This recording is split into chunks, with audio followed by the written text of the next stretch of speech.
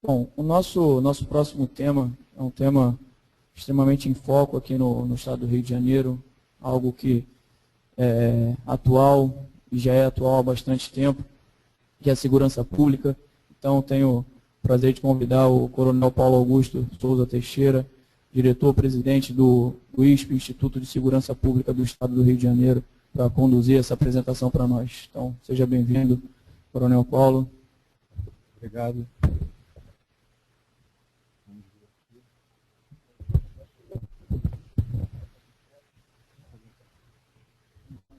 Prefiro fazer em pé, vou tentar dar uma recuperada aqui, pular até alguns slides e me prender realmente aquilo que interessa. Vamos lá.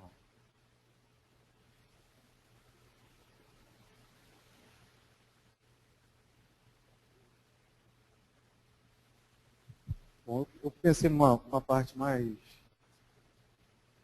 conceitual, mas eu vou ir avançando e à medida que a gente for chegando nos cases, acho que aquilo que interessa mais, a gente vai parando. Caramba.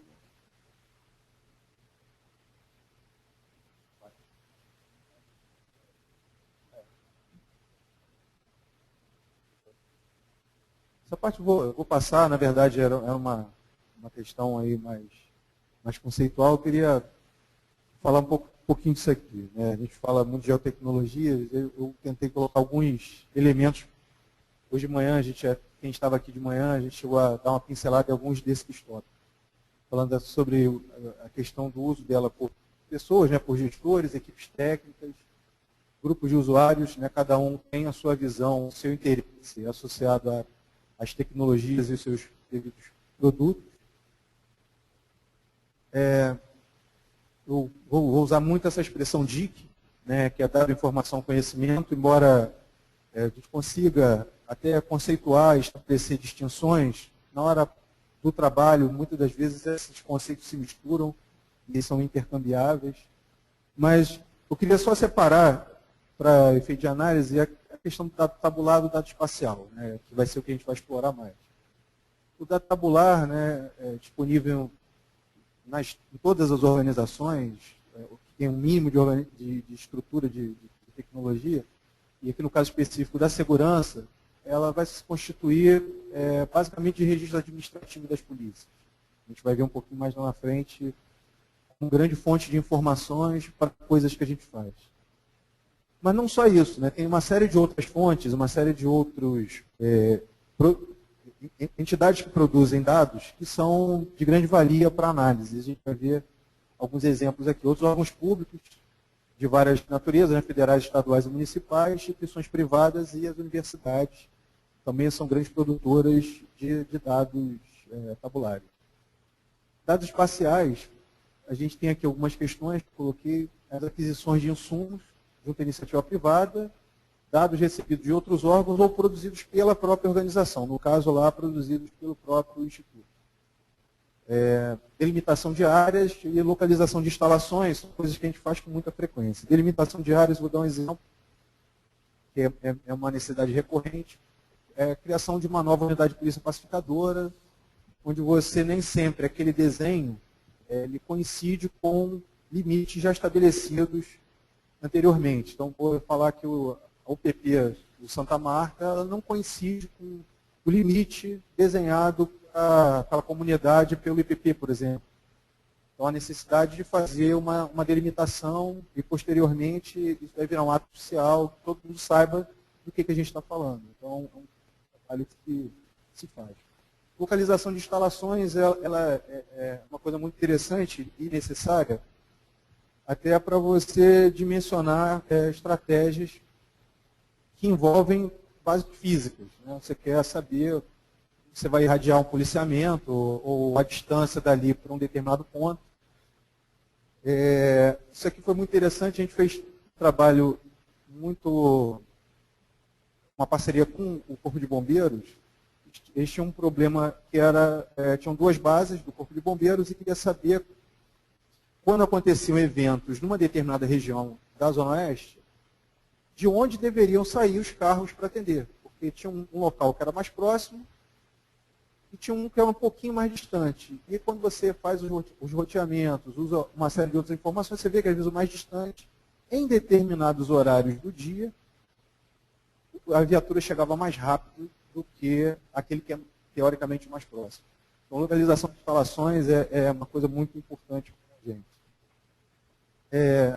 Geotecnologias, eu vou passar assim rápido, eu sempre falo de DIC, né? Então, isso aqui eu acho que é uma coisa muito importante, a gente tem trabalhado muito nisso, que são os métodos e processos, coleta, classificação e armazenamento, criação de dados, recuperação e utilização dos dados, informações e do conhecimento produzido, e principalmente isso aqui, é o compartilhamento dessas coisas. Né? Vou mostrar, por exemplo, que eu falei de manhã do GeoF, daqui a pouco eu vou mostrar como um caso, né, como a gente usa para compartilhar esse conhecimento produzido, que permite a análise. Finalmente, falando dos problemas, né, nem tudo é uma coisa cor-de-rosa. Quando não é maravilhoso, a gente tem um monte de problemas tecnológicos, né, que é desenvolvimento de novos métodos e processos. Estamos fazendo isso a todo tempo. Cada momento que você se depara com um problema, você tem que buscar uma forma de resolvê-lo. E mais do que isso, documentar aquilo, deixar para que as pessoas consigam utilizar aquele conhecimento já produzido. Financiamento de pesquisas. Muitas das vezes você tem boas ideias, tem bons projetos, você tem que sair buscando o recurso para desenvolver, equipe, equipamento, etc.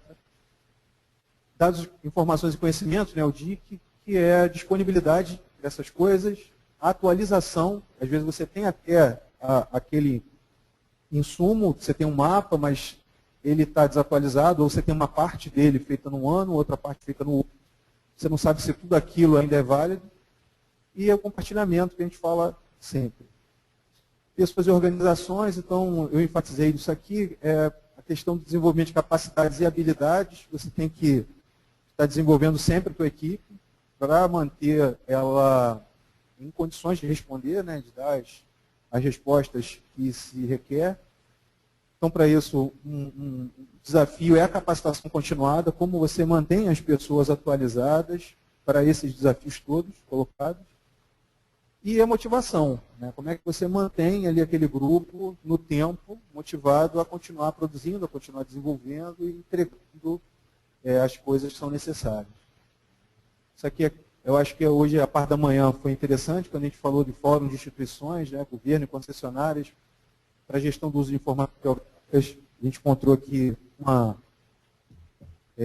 várias instituições com essa ideia da integração, da troca e a institucionalização.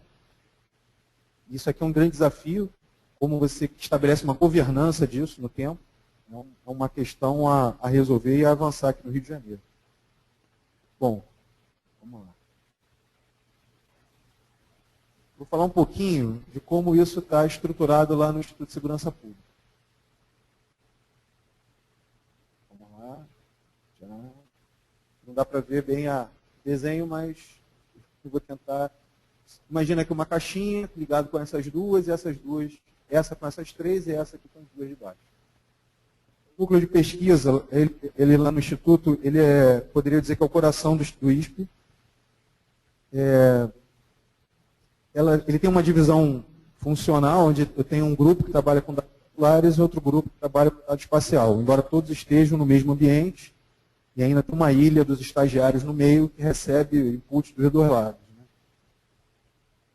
Perto dos dados tabulares, o que a gente faz? A gente recebe dados de várias fontes, principalmente da Polícia Civil, mas também dados da Polícia Militar e outros dados que a gente acaba recebendo por acordos de cooperação, convênios ou até testes, para ver se é viável criar algum projeto. Depois deles consolidados, conferidos, eles vão passar pela estatística. Na verdade, vai fazer um conjunto de tratamentos para que permita a gente difundir, né, e divulgar esses dados. A gente tem várias formas de divulgar. Hoje mesmo, antes de vir para cá, a gente divulgou os dados do primeiro semestre desse ano das UPPs. A gente tinha divulgado o primeiro trimestre, divulgou o segundo e agora fazer algumas comparações. E esse trabalho já consolidado, já mais sólido, ele vai servir de insumo para um conjunto de estudos e publicações. Então, o Instituto, ele todo ano, ele produz um monte de vários estudos. Alguns são documentos e trabalhos de acesso público. Vou dar um exemplo do dossiê mulher. Então, todo ano, por força de uma lei estadual, nós temos que produzir um estudo sobre violência contra a mulher no estado do Rio de Janeiro. E, com certeza, a gente usa conhecimentos de geoprocessamento para criar mapas temáticos, enfim, trabalhar essa temática. Tem um conjunto de outros estudos que também são desenvolvidos e difundidos de populações vulneráveis, como, por exemplo, a população idosa e também o público de criança e adolescente. São trabalhos que a gente faz, não tem a mesma obrigação legal, mas a gente procura difundir pelo menos de 2 em 2 anos esses estudos. Um trabalho que nós fizemos é interessante, e aí já fugindo um pouco de uma aplicação direta, mas nos serviu para estudar bastante o fenômeno da morte violenta, foi um estudo que a gente fez sobre acidentes de trânsito. O dossiê trânsito permitiu que a gente mapeasse todo o fluxo de informação que envolve a morte violenta. E daí a gente conseguiu enxergar um conjunto de questões, problemas relacionados, por exemplo, aos homicídios. Se a gente chegasse dizendo, não, eu quero estudar o homicídio, às vezes eu poderia encontrar algumas portas fechadas. Se não, vamos estudar acidente de trânsito. O fluxo é o mesmo, e a gente conseguiu entender a dinâmica de acidente, de suicídio e, consequentemente, dos homicídios. Por um decreto do governador, foi criado agora um núcleo de qualificação de dados de morte por causas externas, e a gente começa a funcionar no início do ano que vem, uma parceria da segurança com a saúde, para tentar melhorar a qualidade da informação que envolve esse tipo de morte no estado do Rio. Bom, então todo aquele trabalho ali também é um insumo para isso aqui, ou seja, você pegar aqueles dados, muitos deles vêm com informação de endereço, alguns vêm com coordenada, e a gente começa a trabalhar fazendo análises e disponibilizando um insumo para essa ferramenta, que é o SPMAP, que eu nem vou falar muito dele hoje. Eu acho que já teve a glória dele num outro momento, acho que a gente tem que falar de outras coisas. Hoje, essa ferramenta está disponível para todas as delegacias legais do Rio de Janeiro. É uma ferramenta onde o policial civil, com a senha normal dele, ele entra, tem lá um botão, ele clica, abre uma ferramenta onde ele consegue encontrar os pontos onde aconteceram os crimes acontecidos na semana anterior, ele consegue ajudar na hora de fazer o registro. Onde é que foi o crime? Foi na rua tal, mas eu não lembro bem do número. Ele vai abrir, vai dar um zoom e vai conseguir ajudar a ter um endereço mais preciso, enfim. Foi uma ferramenta desenvolvida para ajudar tanto a Polícia Civil quanto a Polícia Militar, mas hoje, por questão de infraestrutura, de tecnologia, a Polícia Civil está se beneficiando mais da ferramenta. Vamos lá. Vou falar um pouco da aquisição dos dados. Então, tem aqui instituições policiais, instituições não policiais, tem várias outras. Eu fiz questão de colocar... Fiz questão de colocar essa seta dupla. Por quê? Porque se de banco de dados da Polícia Civil e Militar vem determinados insumos para cá, ela volta para cá de outra forma, através de relatórios, através de mapas, através de outros produtos processados aqui no Instituto. Assim, bem como dados que vêm do IBGE, do IPP, da SET Rio e de várias outras instituições com as quais nós lidamos e temos parceria, acabam virando elementos desse trabalho, dessa análise que volta para cá, de algum jeito. Aqui tem alguns exemplos, vou pular isso aqui. E, bom, eu peguei esses 3 casos, na verdade, para a gente, eu acho que esse é o objetivo desse evento, prometo não demorar muito. Eu peguei esses 3 casos para a gente poder falar com mais detalhe. O primeiro é usar a informação geográfica como uma plataforma de comunicação voltada para o planejamento. A gente tem necessidade de usar a informação do território para colocar ali dados de diversas organizações que nos permitam entender o que está acontecendo e traçar a estratégia conjunta. Vou falar um pouquinho sobre o que a gente fez durante a Copa do Mundo. Na verdade, isso já é um acúmulo. A gente começou a fazer o primeiro trabalho sobre isso nos Jogos Mundiais Militares em 2011. Em 2013, Copa das Confederações e a Jornada Mundial da Juventude, a gente teve um uso muito grande de informações espaciais. E na Copa do Mundo, nós fizemos o maior esforço de monitoramento e produção de mapas desde a criação do Instituto. Foram 60 dias de trabalho ininterrupto, produzindo dezenas de mapas por dia, que tinham que ser entregues toda manhã, até às 9 horas da manhã, para a Secretaria de Segurança, Polícia Civil, Polícia Militar, para dar uma visão do que tinha acontecido no dia anterior e permitir a redistribuição dos recursos para o que iria acontecer durante aquele dia. Então, foi talvez o maior esforço do ISP em termos de monitoramento. E eu acho que a cereja do bolo a gente fez por último, falar um pouco de rotas de roubos e recuperações. Eu trouxe, dizer que é o pai da criança, que é o Luciano, um geógrafo que trabalha na nossa equipe. Simplesmente esse trabalho não teria acontecido se não fosse juntar algumas ideias com a capacidade de desenvolvê-las e de questioná-las e de efetivamente materializar essas ideias. Isso aqui é lembra da plataforma comum. Na verdade, a gente trabalha com uma ideia que é a ideia das quadrículas, né? Algumas quadrículas de 300 por 300 metros, que permitem assim, a aplicação do policiamento a pé em um determinado local. Isso ajuda em algumas análises, não serve para outras, mas tem ajudado bastante a gente afastar, quando vão fazer algumas análises, o problema da proximidade. Quando você tem muitos pontos próximos, se você fizer um mapa pegando um território maior, você tem uma imagem distorcida das concentrações, né? Então, essas quadrículas elas permitiram que a gente tivesse uma visão mais uniforme dos problemas e identificar aonde eles acontecem com maior intensidade. O que a gente tem tentado? A gente está tentando usar o mapa como uma ferramenta de integração, por exemplo, para dados de outras organizações. A Polícia Federal, ela tem uma delegacia específica que trata de crimes praticados contra agências do Correio. Quando a carga é transportada num caminhão de propriedade da empresa, né, dos Correios, ou quando a agência é uma agência própria, ela não é uma agência franqueada dos Correios, essa apuração, a investigação, ela é feita pela Polícia Federal. E a estatística do Estado, ela se dá em cima do registro feito na Polícia Civil. Ou seja, a gente fica sem a informação. Então, a gente começou um trabalho, uma conversa com a Polícia Federal, e a forma como a gente tem achado para discutir, apresentar e comunicar aonde estão essas incidências diferentes, exatamente o aspecto territorial, através de mapas que a gente tem conseguido conversar. O mesmo está se dando com a Polícia Rodoviária Federal.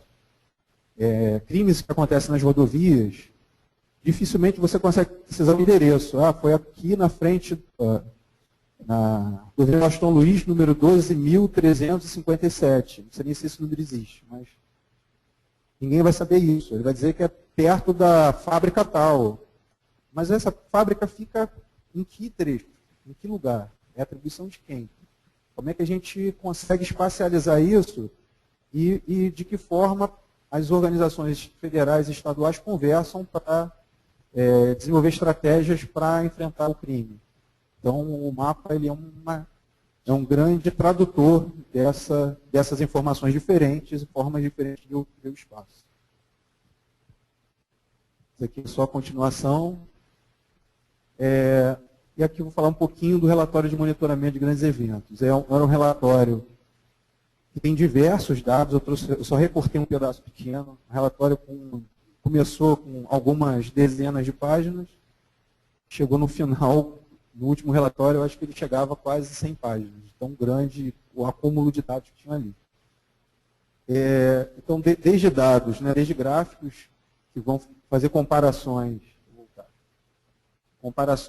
entre a incidência de roubos e furtos. Né? A linha vermelha são os roubos e a azul são os furtos durante o período da Copa, com o que aconteceu no ano anterior. Então, essa linha rosa eram os roubos no ano anterior e o azul os furtos. Aí a gente conseguia ver a eficiência do policiamento em algumas regiões, mudava, a polícia conseguia fazer algum tipo de mudança no mesmo dia, e, enfim, tentando controlar, porque é aquela eterna luta de gato e rato. Vamos lá. Isso aqui é um exemplo. Daqui a um dos diversos mapas, né, foram montados muitas áreas de interesse. Cada área de interesse gerava um mapa. Isso aqui é apenas uma área de interesse. E aqui é um dia, né? Na verdade, está aqui foi dia 12, considerando a área 2 e a área 16. Então, se você me perguntar qual é a área 2 e a área 16, eu não vou lembrar. Mas não tem aqui. Uma área de interesse era o aeroporto, o entorno aqui da rodoviária Porto, São Januário, Terreirão do Samba. A gente teve aqui a concentração dos nossos irmãos aqui no Terreirão, então era uma área de interesse de segurança. Enfim, a gente estava olhando o que acontecia todo dia, quais eram as medidas que iam ser adotadas para o dia seguinte. Né? E a Copa do Mundo deu certo, foi ok, foi boa. Aqui já é o terceiro, eu acho que aqui a gente vai gastar mais tempo, falando da evolução de uma ideia. Né? Nós, há muito tempo, queríamos entender um pouco da dinâmica dos roubos de veículos no Estado. A primeira ideia que surgiu, ainda em 2009, foi até uma demanda do chefe de polícia à época, era tentar ligar, e aí nessa época, numa tabela, os locais onde os veículos eram roubados, os locais onde eles eram recuperados. A gente fez isso, viu que dava para fazer de outro jeito, dava para colocar no mapa. Aí você olha as concentrações, né, aqui os locais quentes de roubo ou de recuperação, e foram começando a montar uma rede. Né, uma rede, e levando em consideração também o aspecto temporal, ou seja, em até um dia o carro tinha sido roubado e recuperado, como é que a gente liga esses pontos? Em até 5 dias,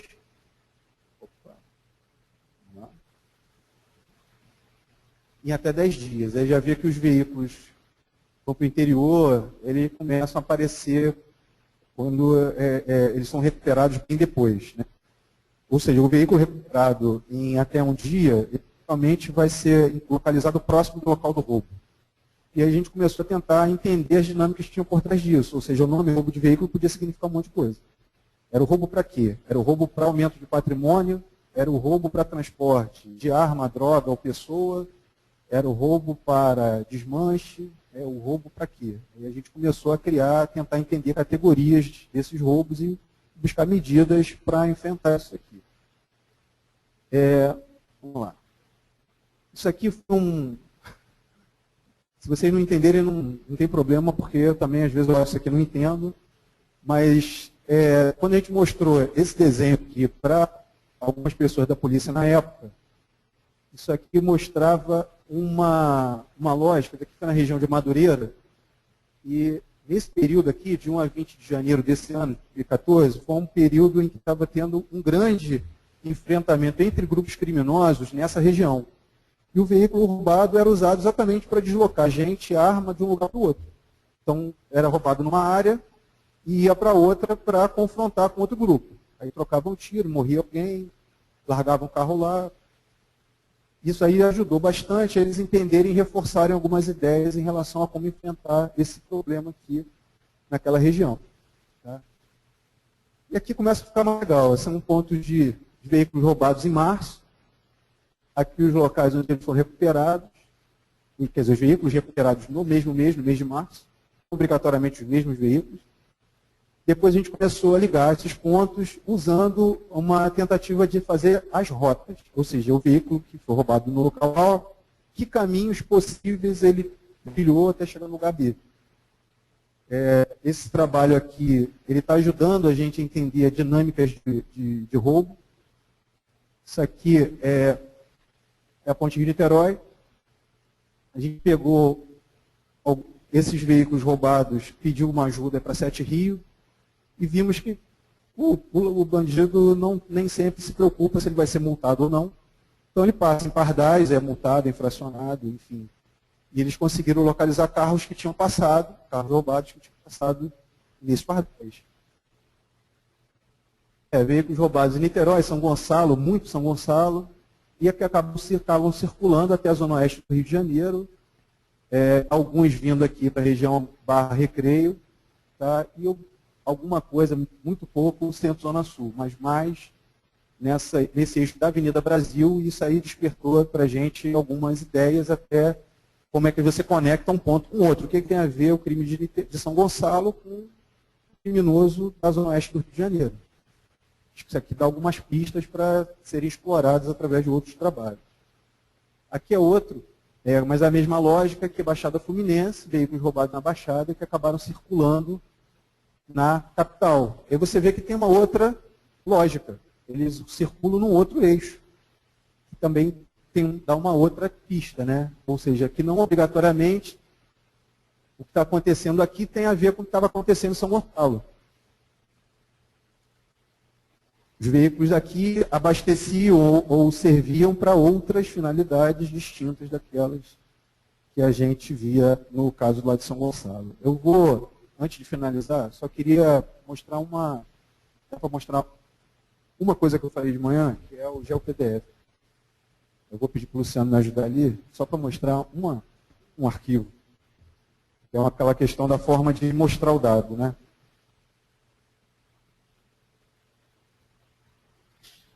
O que é isso aqui? Isso é um PDF.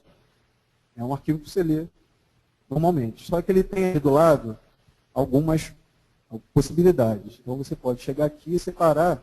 Eu quero abrir ali o layer. Eu abro ali, clico.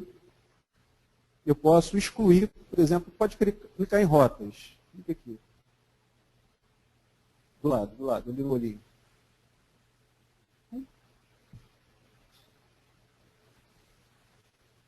A rota sumiu. Esse é o PDF.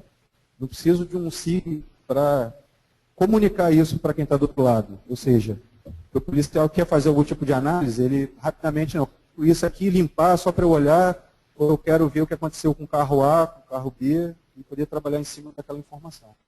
Então é só mostrar o potencial da ferramenta. Não, pesquisa, eu vou mostrar pesquisa, mas não vai dar tempo. Já me falaram que tem.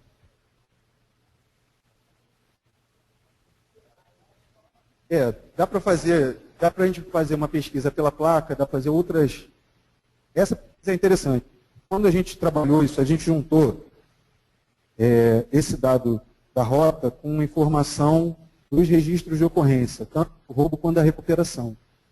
Então a gente consegue agrupar no mesmo documento um conjunto muito grande de informações que ficam à disposição do analista, ou seja, quem vai receber a informação na ponta e tiver que trabalhar com ela.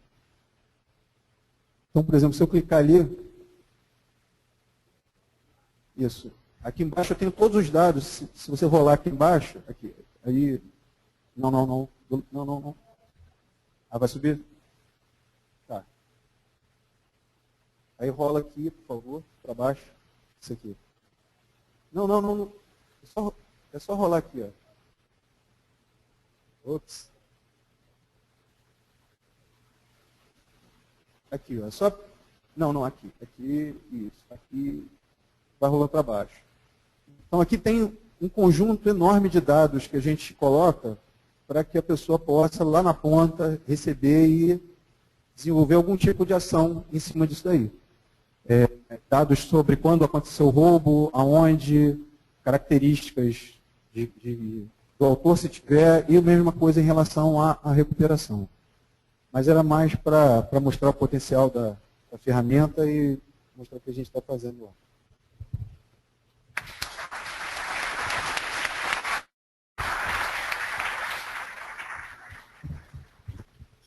Bom, gostaríamos de agradecer ao Coronel Paulo Teixeira mais uma vez, parabenizá-lo pela apresentação. Vamos abrir para as perguntas. Pediria mais uma vez, pessoal, se identificar qual é o local, qual é a instituição, direcionar a pergunta que a gente repassa aqui para o Coronel Paulo Teixeira.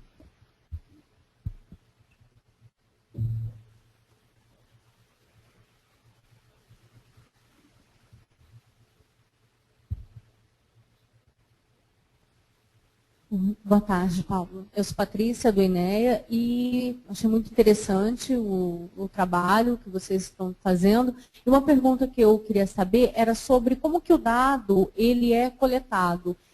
No momento da atuação, do registro que a polícia atende, ela já conforma a informação com um dado, uma coordenada geográfica, ou isso é feito depois, tabulado pós-evento e é feito numa tabela que vocês estão trabalhando isso, assim? Como eu falei, a gente tem duas origens assim básicas do dado da Polícia Civil e da Polícia Militar. O dado da Polícia Civil geralmente vem com endereço e, através desse endereço, a gente faz a geocodificação do endereço. Foram montados assim, um conjunto de etapas para conseguir recuperar o máximo possível de informação. A informação de polícia não é privilégio aqui do Rio de Janeiro nem do Brasil, mas no mundo todo é uma informação muito ruim na origem. Então a gente tem que tratar muito em relação à questão do endereço. Muitas vezes o policial preenche o endereço em outro local, na referência, coloca um pedaço num lugar, outro pedaço no outro. A gente aprendeu ao longo do tempo a buscar essa informação, capturá-la em várias partes do registro. E a gente tem conseguido recuperar muita informação sobre o endereço. A gente perde pouca informação. Bom, vamos à seguinte pergunta. Obrigado. Boa tarde, Coronel Teixeira. Meu nome é Rodney, eu sou da Imagem Esri. Eu, assim como acho que a maioria da população do Estado do Rio de Janeiro, sou entusiasta do programa da UPP. Ele tem demonstrado eficácia em relação ao processo de pacificação, mas a gente sabe que ele não é uma política social, é uma política de adoção, e dentro da filosofia da UPP de que o território deve ser ocupado pelo Estado, tem uma etapa imediatamente posterior, que é a de levar os serviços do Estado àquela região em retribuição a impostos e taxas que a população paga. Bem, sendo isso um problema social de âmbito e de abrangência muito maior, o programa da UPP ele é restrito na solução do problema criminal. Ele tem um limite a ser alcançado até por conta das características que dão origem ao crime. Como é que você vê hoje o uso da tecnologia ou da geotecnologia no entendimento, primeiro, dos outros aspectos que vão além das questões policiais e criminais, dos dados de análise criminal, ou seja, dados de ordem pública, dados de serviços que são levados, características que promovem, e se esses dados hoje chegam até vocês, hoje no ISP, e como é que essa geotecnologia, essa inteligência geográfica hoje é aplicada nos movimentos posteriores à entrada ou à ocupação do território? Uma boa pergunta, se você me permita, tem uma parte eu concordo, outra não. Vou tentar sintetizar aqui algumas ideias. O Estado, quando eu falo Estado, poder público, eu acho que ele sempre esteve presente nas comunidades. Talvez não na qualidade e com a quantidade de entregas que os moradores necessitam e merecem. Mas dizer que o Estado estava ausente das comunidades, eu acho que é exagerar um pouco. Mas, não. A ideia da UPP, ela é interessante porque ela criou uma outra forma de enxergar o problema da segurança. É onde, se a gente pensasse como se pensava a segurança antes da UPP, o pessoal está muito ligado no crime, nos grupos criminosos, e pouca reflexão, pouca produção de informação ligava essas coisas aos territórios.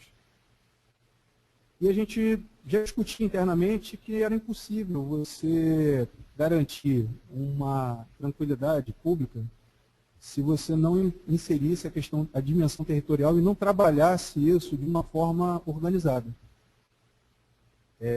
Então a ideia da unidade de polícia pacificadora, ela surge como uma facilitadora ou aquela que cria as condições para a melhoria da qualidade dos outros serviços públicos. Só que quando esses outros serviços chegam nas comunidades, muitas das vezes se deparam com problemas para os quais eles sequer imaginavam que existiam. Vou dar um exemplo da Rocinha. Né? A Rocinha, mais de 70% das vias da Rocinha não são trafegáveis por carro. Como é que você vai fazer a coleta de lixo da Rocinha? Como é que você vai entregar saúde? Então, o que está acontecendo, eu acho que é uma redescoberta dos territórios. O poder público e a população do Rio de Janeiro estão redescobrindo partes da cidade do Rio de Janeiro que desconheciam, ou que sequer se preparou para como fazer com que o serviço com qualidade chegasse naquelas comunidades. Então, como é que a inteligência espacial, a geotecnologia pode ajudar nisso? Eu acho que pode ajudar de muitas formas. Primeiro, numa questão que eu acho que é preliminar, que é uma cartografia digital atualizada, ou seja, você efetivamente mapear, porque existem limites. Se você passa com um avião e fotografa uma comunidade, você não consegue ver passagens, escadarias, becos, que a pessoa andando no terreno vai conseguir enxergar. Então, como você captura, classifica e armazena aquela informação, aquele conhecimento sobre aquele território, para intervir posteriormente. A outra coisa é a questão dos indicadores sociais. Alguns trabalhos mais recentes, feitos por causa de intervenções como o PAC, mostraram uma realidade bem interessante, às vezes até desmistificando coisas que nós antigamente achávamos que eram verdades, sobre dimensão de população, indicadores referentes à escolaridade, indicadores referentes à saúde, à renda. Eu vi uma matéria publicada no jornal essa semana que fala de uma pesquisa que desmistifica alguma coisa, o IDHM, mostrando que várias comunidades do Rio de Janeiro tiveram uma melhora assim, expressiva. Eu falo assim, como uma pessoa que foi criada na Baixada Fluminense, 40 anos na Baixada, eu sempre digo nas reuniões que eu posso, que um menino de determinados bairros de Duque de Caxias, de Nova Iguaçu, tem muito menos chance, tem muito menos infraestrutura do que de muitas comunidades do Rio de Janeiro. Eu morei perto do Rio de Santa Marta, morei em Botafogo há algum tempo. Você desce Santa Marta, você tem tudo. Um menino de Danon, de Tinguá, ele vai andar quilômetros, vai pegar 3 conduções para não ter nada.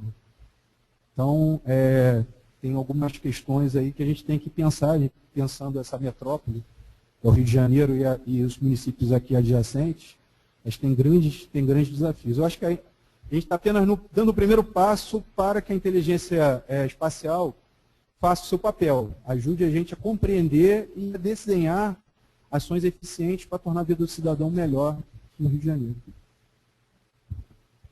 Vitor, temos alguma pergunta online? Nenhuma? Então, vamos abrir a última. Só pediria que você boa tarde, Paulo. Sucinto para o Paulo poder responder. Meu nome é André Peleste, sou do IBGE. Eu gostaria de perguntar se existe alguma ação prevista visando o mapeamento colaborativo. Talvez isso seja um tema que venha ajudar em situações onde o registro de ocorrência não corresponda 100% à realidade, como pequenos roubos, pequenos furtos, onde a pessoa pode não, ou geralmente, não ir à delegacia e registrar, portanto não tem esse conhecimento. Eu queria saber se existe alguma ação prevista nesse sentido. Olha, já recebi assim, pelo menos 2 grupos de pessoas querendo fazer alguma coisa nesse sentido. Aí eu eu orientei para que eles procurassem a Secretaria de Segurança, porque tem uma infraestrutura no Centro Integrado de Comando e Controle e toda a coordenação da parte de tecnologia. E a gente tem assim, uma visão muito otimista. Eu acredito que em breve você vai ter alguma coisa nesse sentido funcionando. Eu já vi 2 trabalhos bacanas nesse sentido. Agora também tem os seus senões, né? O mapeamento colaborativo ele ajudaria bastante, talvez, o policiamento ostensivo. Você identificar áreas onde há mais incidência de crimes. Mas isso também ele pode ser distorcido se não houver um tratamento de áreas onde há mais acesso às ferramentas como a internet e uma cultura maior do uso desse tipo de tecnologia em detrimento de uma outra área onde você tenha menos uso ou menos conhecimento do uso dessas tecnologias. Então, talvez a gente, num primeiro momento, até depurar essa ferramenta ou depurar esse trabalho, a gente ia ter uma visão um pouco desequilibrada. Eu já vi alguns ensaios disso, você via uma grande notificação de determinados delitos no eixo centro-zona sul, quando os registros policiais apontavam muitos casos, principalmente pedaços da zona norte com a zona oeste, que vai ali de Irajá até Bangu. Então a gente ficava sempre pensando como isso aí poderia ser aprimorado de modo a refletir um pouco mais, ou uma coisa ajudar a gente a entender melhor a outra. Por que se acontecem tantas notificações de um local, por que o crime registrado está apontando para outro lugar? Mas eu acho que em breve isso vai virar uma realidade. Bom, mais uma vez obrigado ao Coronel Paulo Teixeira.